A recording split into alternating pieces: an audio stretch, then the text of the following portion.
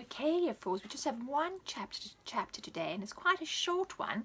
It's called A Talk with the Caretaker. Now, I'm not sure I'd want to talk to that grumpy caretaker, but let's see if he is any help in solving the mystery. Or maybe he's even involved. Let's find out. The three boys and Scamper had had an exciting time. They had gone down the lane, noting the car tracks as they passed. They came to the old house. They saw that the gate was shut. They leaned over the top and saw tracks going up the drive. "There's my footprints that I made yesterday morning," said Peter, pointing to them. "And look, you can see Scamper's paw marks here and there, but our tracks are all overlaid with other, bigger footprints, and other marks too, look, rather queer." "Well, a bit like prints that would be made by someone wearing great, flat, roundish slippers," said Jack, puzzled.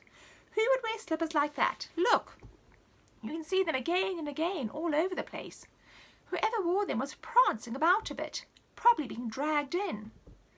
The boys leaned over the gate and considered all the marks carefully. They traced them with their eyes as far as they could see. "Can any of you make out if the tracks go up to the front door steps?" said Colin. "I can't from here, but it rather looks to me as if the snow is smooth up the steps, not trampled at all." "I can't make out from here," said Peter. "Let's go up the drive. After all, we've got to interview the caretaker and find out if he heard anything last night, so we've got to go in." "Well, what shall we say if he asks us why we want to know?" said Colin. "I mean, if he's in this mystery, whatever it is, he might be frightfully angry if he thinks we know anything about it." "Yes, he might," said Peter. "We'll have to be jolly clever over this. Let's think." They thought. "I can't think of anything except to sort of lead him on a bit, ask him if he's not afraid of burglars and things like that," said Peter at last. "See if we can make him talk." "All right," said Colin, "but he does seem a bit feeble. Let's go in." Scamper ran ahead down the drive. He disappeared around a corner. The boys followed the footprints carefully, noting how the slipper-like ones appeared everywhere, as if the owner had gone from side to side and hopped about like mad. "They don't go up the front door steps," said Colin. "I thought they didn't. They go round the side of the house. Look here, right past the side door where the caretaker came out yesterday, and down this path, and around to the kitchen door." "Well, how queer," said Peter, puzzled. "Why did everyone go prancing around to the kitchen door when there's a front door and a side door? Yes, all three tracks are here. 2 sets of shoe prints and those funny round slipper prints too. Beats me." They tried the kitchen door, but it was locked. They peered in at the window. The kitchen was completely bare and empty, but they saw a gas stove, a sink piled with plates, and a pail nearby when they looked through the scullery window. "I suppose the caretaker has the use of the scullery and that front room in the house," said Jack. "Look out, here he is," said Peter suddenly. The old man was shuffling into the empty kitchen. He saw the three boys through the window, and he went to fling it open in a rage. "If you want that dog of yours, he's round in the front garden," he shouted. "You clear out. I won't have kids around here. You'll be breaking windows before I know where I am." "No, we shan't," shouted Jack, determined to make the deaf old man hear. "We'll just collect our dog and go. Sorry he came in here." "Aren't you rather lonely here?" shouted Colin. "Aren't you afraid of burglars?" "No, I'm not afraid," said the old fellow scornfully. "I've got my big stick, and there's nothing to steal here."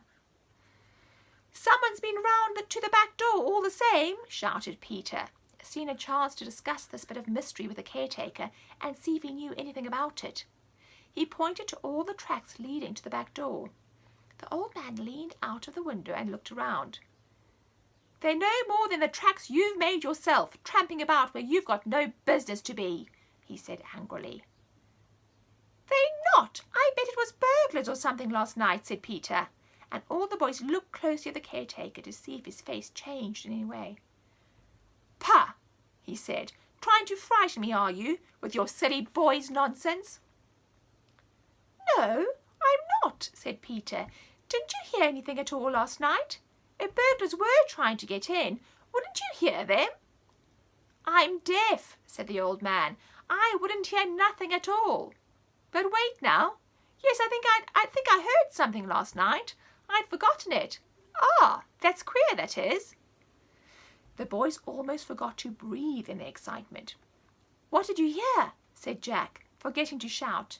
The old man took no notice. He frowned, and his wrinkled face became even more wrinkled. "Seems like I heard some squealing or some such noise," he said slowly. "I thought it was maybe noise in my ears. I get noises often, you know, and I didn't go to see if anything was up. But there now, nobody took nothing, nor did any damage, so what's the use of bothering? If people want to squeal, let 'em, I say." "Was the squealing in the house?" shouted Peter. "Well, I guess I wouldn't hear any squealing outside," said the old man. "I'm deaf as a post usually." "Ah, you're just making fun of me, you are, trying to frighten an old man. You ought to be ashamed of yourselves." "Can we come in and look around?" shouted Colin, and the others looked eagerly at the caretaker. If only he would say yes, but he didn't, of course.